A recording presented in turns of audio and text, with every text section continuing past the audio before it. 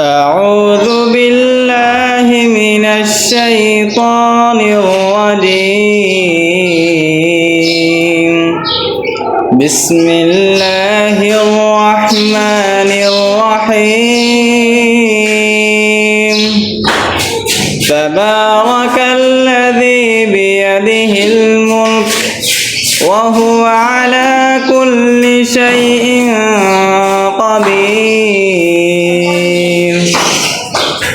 الذي خلق الموت والحياة ليبلوكم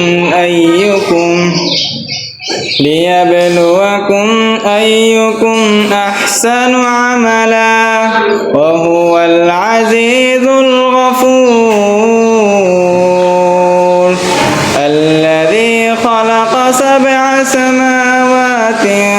طباقا ما ترى في خلق الرحمن من تفاوت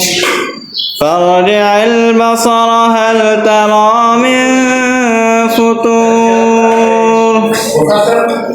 ثم ارجع البصر كرتين ينقلب إليك البصر خاسئا وهو حسير ولقد زينا السماء الدنيا بمصابيح وجعلناها رجوما للشياطين وأعتدنا لهم عذاب السعير وللذين كفروا بربهم عذاب جهنم وبئس المصير إذا ألقوا فيها سمعوا لها شهيقا وهي تفور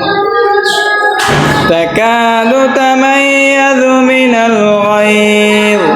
كلما ألقي فيها فوج سألهم خزنتها ألم يأتكم نذير قالوا بلى قد جاءنا نذير فكذبنا وقلنا ما نزل الله من شيء إن أنتم إلا في ضلال كبير. السلام عليكم ورحمة الله وبركاته.